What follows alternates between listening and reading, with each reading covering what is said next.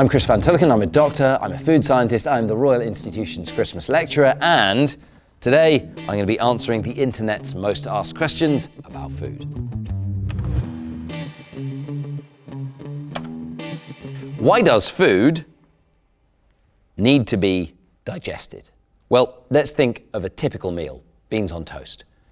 If you didn't digest the beans on toast, you'd end up with beans in your bloodstream, and that would be a catastrophe for all kinds of reasons. So digestion is the process of destroying your food, and it starts in your mouth with your teeth. Your teeth crush the beans on toast and break them down into a mush, and actually there is saliva and there are enzymes in your saliva, and enzymes are chemicals that do lots of things in the body, but your digestive enzymes break down the things in your food even further.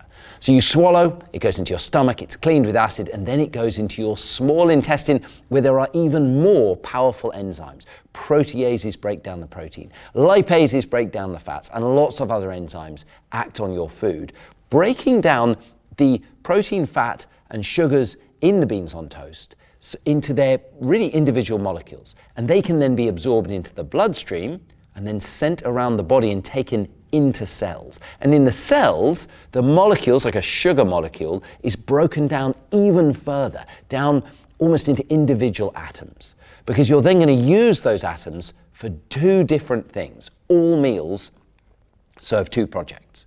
They fuel everything you do, your thoughts, your actions, every single thing inside your body. But they also are used to build you. So you've got lots of little micronutrients, like there'll be some calcium in the bread from the fortified flour. There'll be zinc and iron in the beans. And you'll get those elements, those atoms, and use them to build different parts of yourself. So digestion is about destroying food, breaking it down, and then using the building blocks to build and fuel yourself. And that is why food needs to be digested. Why does food taste better when I'm hungry? Well, this is one of the most important questions in nutrition, and we don't fully understand the answer. But it is something like the same reason that water tastes better when you're thirsty. You have a set of processes inside your body that are barely known to your conscious brain, but that guide a huge amount of what you do, your breathing, your fluid intake, and your food intake. And we know that when some people become deficient in some things, vitamins or minerals or essential fats, that they start to crave those things. There are stories of sailors on 18th century boats deficient in vitamin C who started to hallucinate and fantasize about fresh fruit and vegetables because they craved the vitamin C in those foods so much. So hunger is our body's way of saying, hey, you need some calories, and when we're hungry, those calories taste better than when we're full and we actually don't want them. Why does food make me sleepy? So I get this. Especially if I have a big starchy, carby lunch, I get a carb coma. I can't get anything done in the afternoon.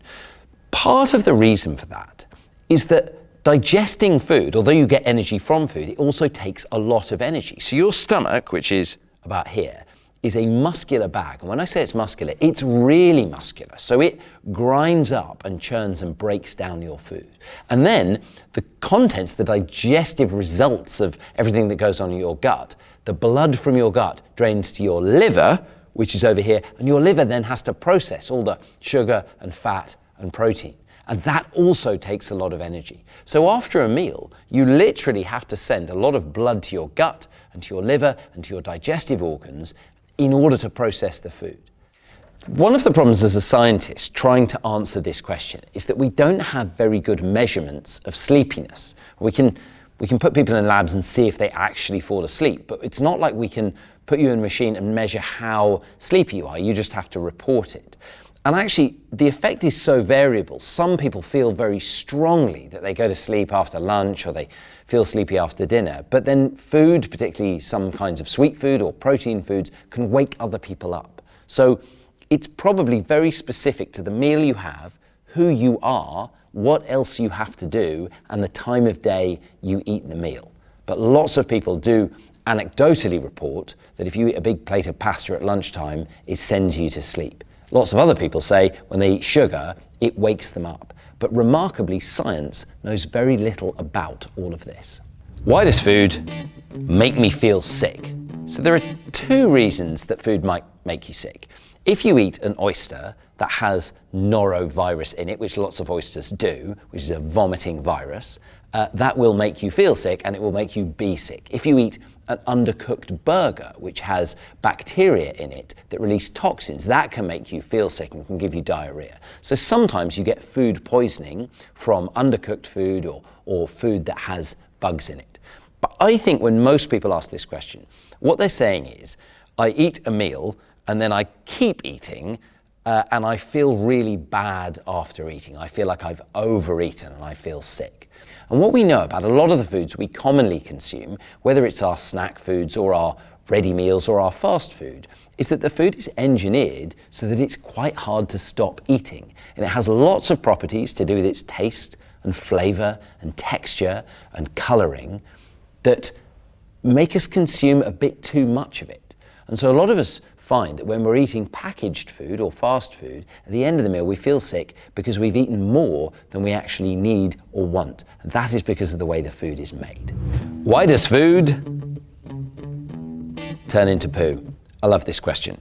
So, poo is only a little bit of your food. Most of your food turns into breath. You breathe out the carbon dioxide and you take the energy from the food, or some of the food you turn into yourself. So at the end of a meal, many of the atoms from the meal are left inside your body. They're in your bones, they're in the cells in your brain, in your muscles. But some of the food you can't digest, and that's the fiber.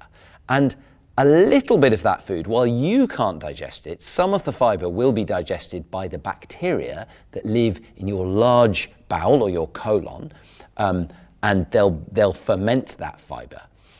And the bacteria then multiply. So when you do a poo, what's left is the remaining fiber that you couldn't digest and the bacteria didn't get round to digesting. And up to half a poo is dead or living bacteria that are getting flushed out of your gut. So your food doesn't really turn into poo. It's more like the leftovers from your food that you couldn't digest, plus a bunch of dead and living bugs from your gut are what make up your poo. And it's brown because you've broken down your old red blood cells and turned them into a waste product that gets secreted into your gut, and that's what colours your poo brown. I'll be answering all these questions in much more detail and many more besides in this year's Royal Institution Christmas lectures. You can watch them on BBC4 and iPlayer.